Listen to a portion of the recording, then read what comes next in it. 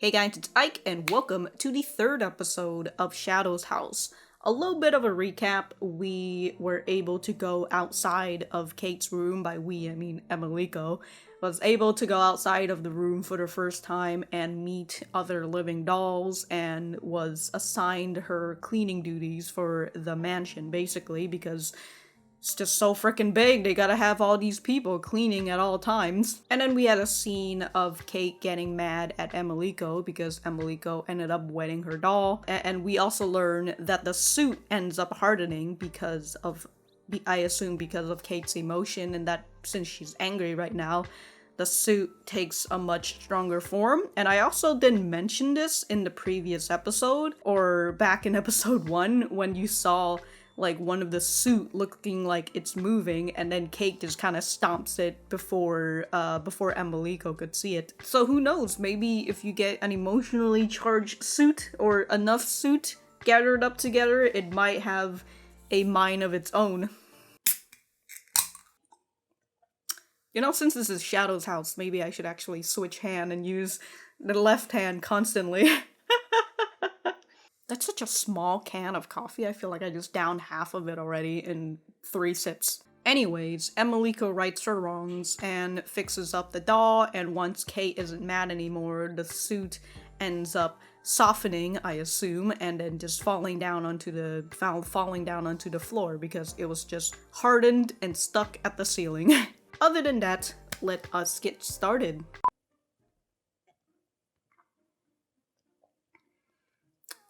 There's Ponchan. Hey, no harm from yesterday, right? That was Sarah. Yeah. Oh, there's Lou.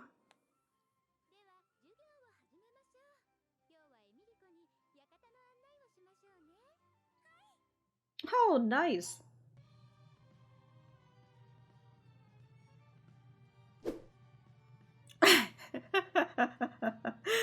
Man, watching the opening again, getting to see that part with Lou, such a fucking pose. I forgot the name of the Shadow Master for Lou, but I'll figure it out once we get to meet her. Yeah, this is where all the tools are.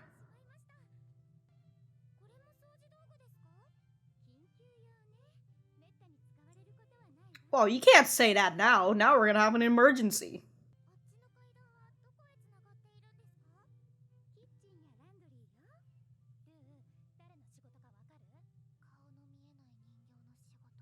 The veiled dolls. Oh, the ones that makes all the bread. Actually, no, they say dolls, so I don't know.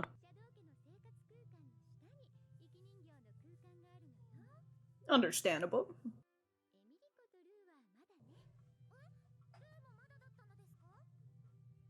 We're partners, Lou.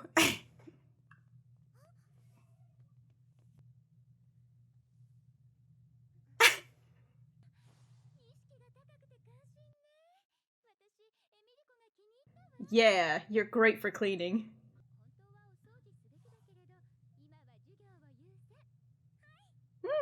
You know what? Emilico's out here saying we should probably clean these suit, and you're out here saying, nah fam, we got a class to do. Look, I'm gonna say an emergency is happening. it's gotta happen soon.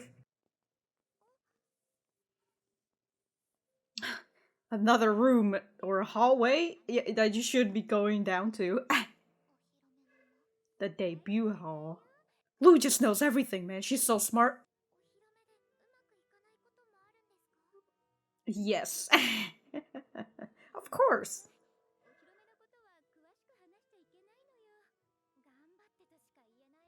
So the answer to that is yes. The lords.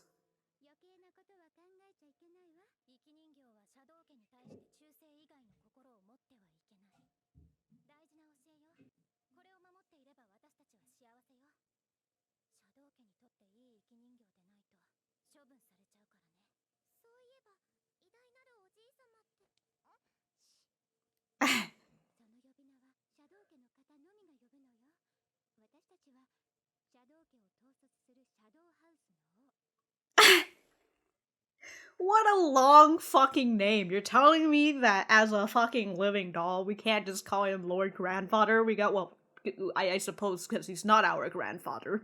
But Lord of the Shadows House and the Shadows family? Fine, you know what? I will start calling him that. Damn, dude, Mia's really out here living the servant life. Cause she straight up just says, serve your master and you will be happy.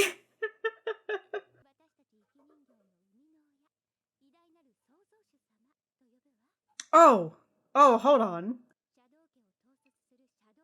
Lord of Shadows House and Shadows family. Father of all living dolls. The Grand Creator. Oh shit! I kind of like the Grand Creator than I do Lord Grandfather.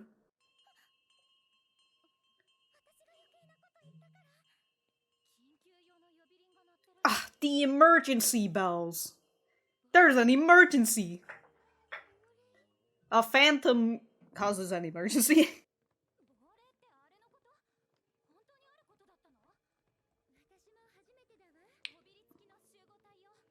A cluster of scorches. The suit that is... A scorch is a suit that moves with ill intent. What if it just wants to live?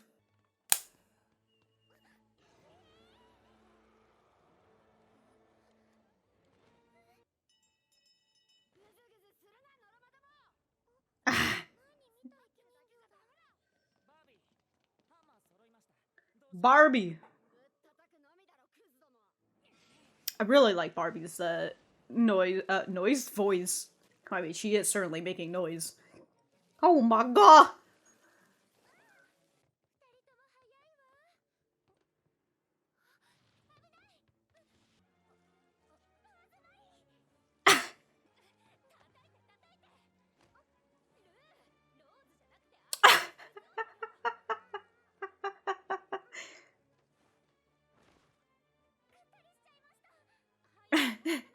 Let's just look at her. Oh, damn, dude.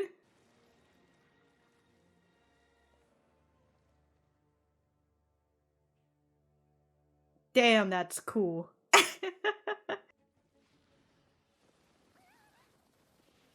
Holy shit, dude.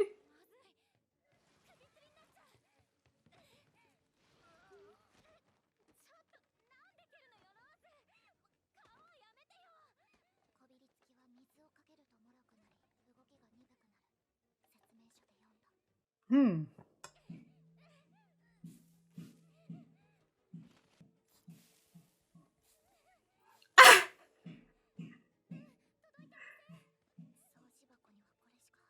Well, we just gotta get closer to it. Yeah, let her hang. Not my face, man. Wow, Lou's really out here asking serious questions, huh?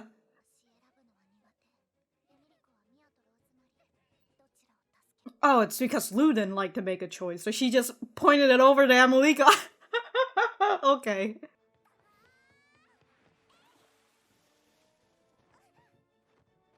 It's a good shot, though, you know? She had one chance, and she tossed the water all the way up there.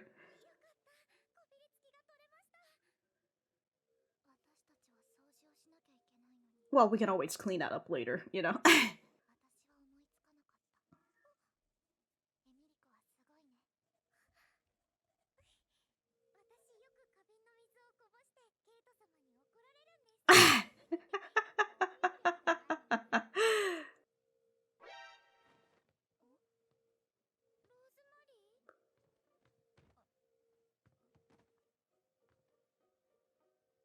Is it the suit? Oh my god.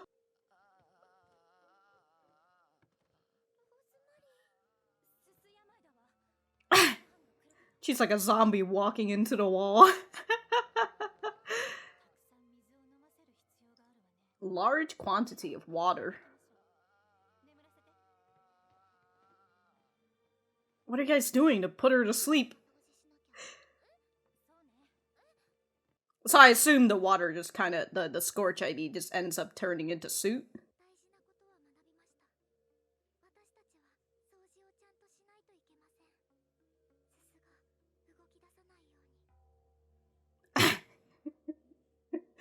Holy shit, dude. Imagine in the real world we don't fucking clean up the dust and the dust all gathered.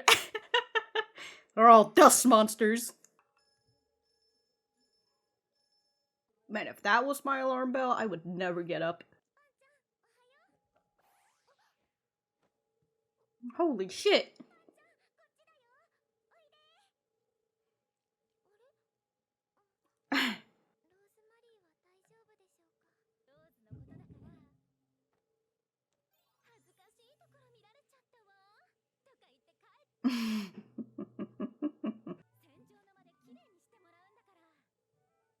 Oh, wow.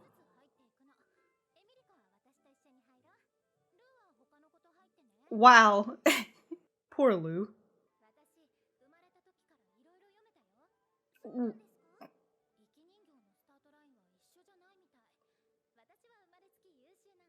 Wow, Mia's really out here bragging.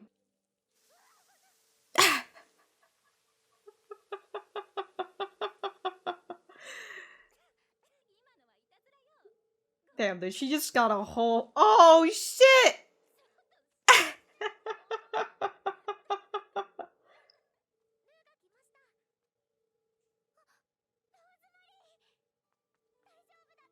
Oh, how did Lou find Rosemary?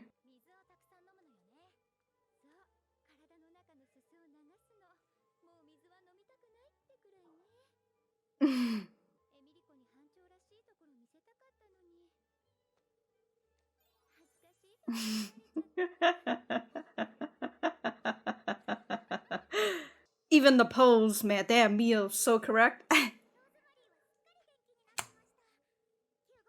Oh, hey, Kate.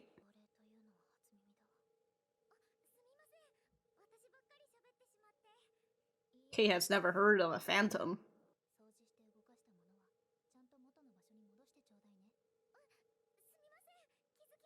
Is it her doll?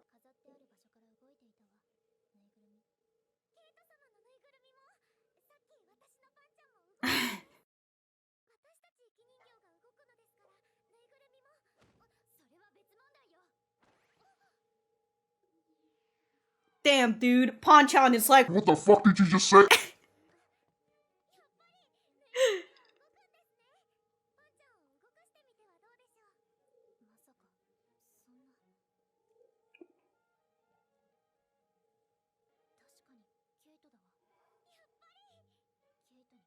oh, it just makes it sound like Kate is now always a part of you, Emilico.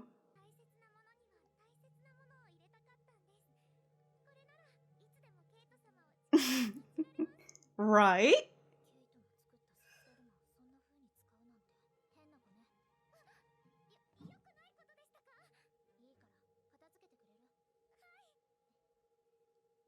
Oh, Kate's a little embarrassed. Mm-hmm. Begin moving with ill intent. That's understandable.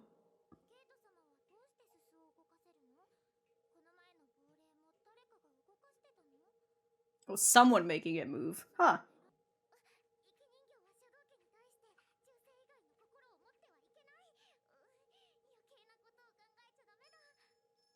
That's why you're writing it in your don't fret notebook. Oh, shit, dude. She's a pro.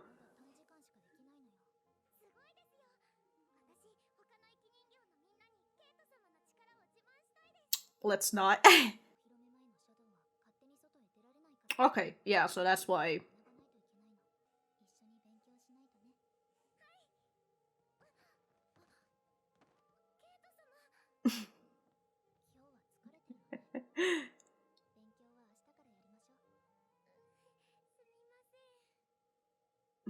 Aw, Kate ended up catching Emilico.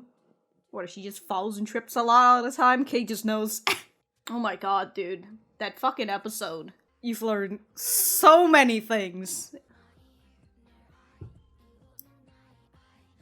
God, I love the pictures of just Lou and her Shadow Master.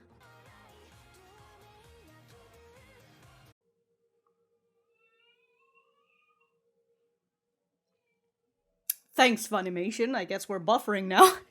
I guess I won't watch the after credit scene, huh? Ooh, the lords.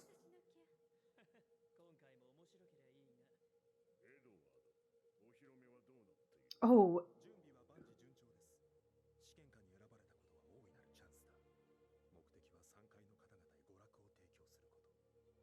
The third floor.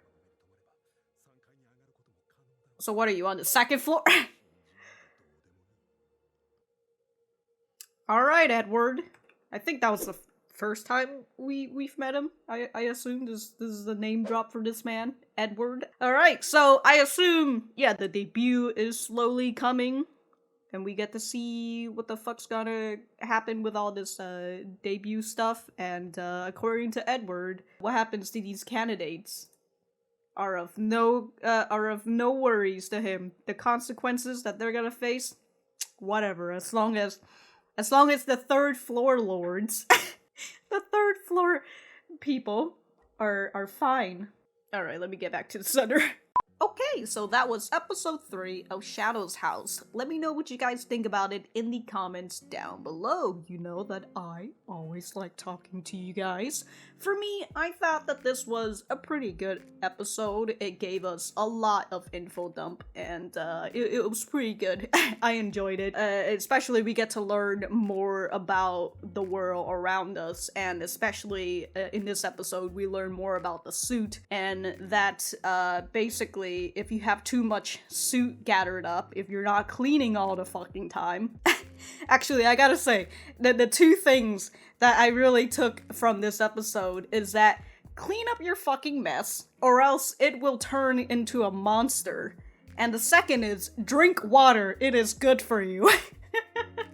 But anyways, yeah, we learned a lot about the soot, and also a little bit about the soot sickness as well. But for the soot, if the suits end up not being clean, it gathers up and turns into a scorch, which is a moving soot with ill intention, because when the shadows emanate soot, it's usually from negative emotions. To which I wonder, if the soot emanated from the feeling of anxiety, does that mean that it would it be an anxious scorch? Anyway, so the soot turns into a scorch, and if a scorch gathers up enough, I assume it turns into a phantom. But a phantom isn't a thing that Kate has ever heard of before, and well, actually, I'll get to that in a bit. But yeah, Kate has never heard of a phantom before. But it seems like the living dolls know what phantoms are, so that's a little. And then, if you are infected with a scorch, you end up with soot sickness, and they say that if you don't get treated right away of the soot sickness, you could break away, or I guess just die in this case, actually. Breaking down actually would probably it's the equivalent to dying. Before the whole emergency situation, we got to hear what Mia was talking about in terms of the Shadow Masters and the Living Doll. And also that Living Dolls are not able to call the Lord Grandfather by his name. Only shadows can do that. And so if they were to say his name, they would have to say his name. They would have to say like the three names that Mia said. And for some reason, of course, I only remember Lord of the Shadows House and the Shadows family. But the other thing that Mia was saying was that living dolls must feel nothing but loyalty towards the Shadows family.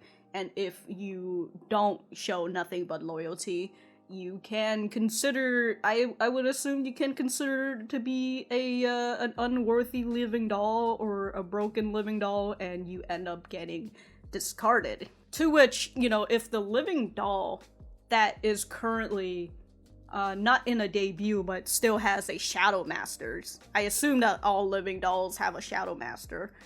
And so if they are to be discarded, what would happen to the shadows as well? Would they also be discarded?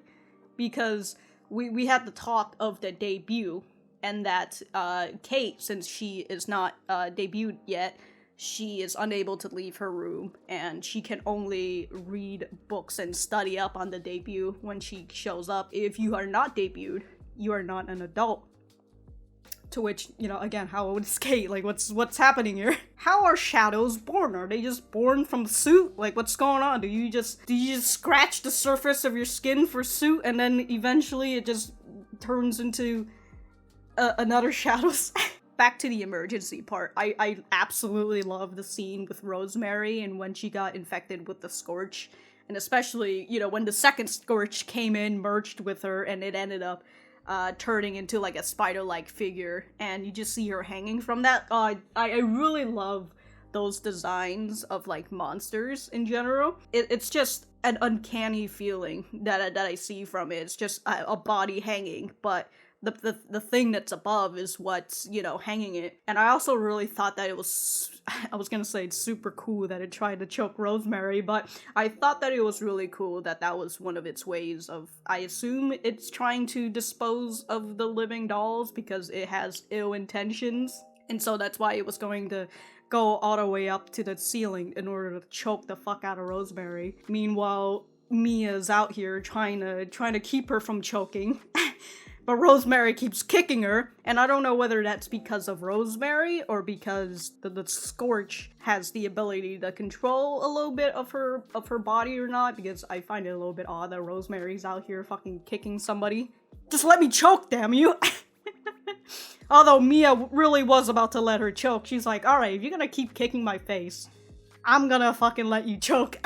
But before the second Scorch end up morphing in with the first one that was on Rosemary's head, that scene just reminds me of how much I just love anime, because the fucking thing was on her face, and then all the three girls were just like, what are we going to do? We gotta hit her head. Oh no, why isn't anybody doing anything? You know, at least Lou sort of made an attempt to do something, but she ended up just whacking Rosemary on like her shoulders or her neck. And Mia's like, no, you gotta go for her head. I assumed they were all just fucking panicking or some shit like that, but if one of them wasn't panicked, or at least one of the two of them remembered that water makes the Scorch weak and brittle, then they really could have just sprayed that water that they had on her before she had gone up to that corner. And also that scene of just Lou spraying the water at a far distance from it. What a fucking Lou thing to do. There's no more coffee in my small coffee can. Who would have fucking thought? Okay, that's it. I'm cracking another one.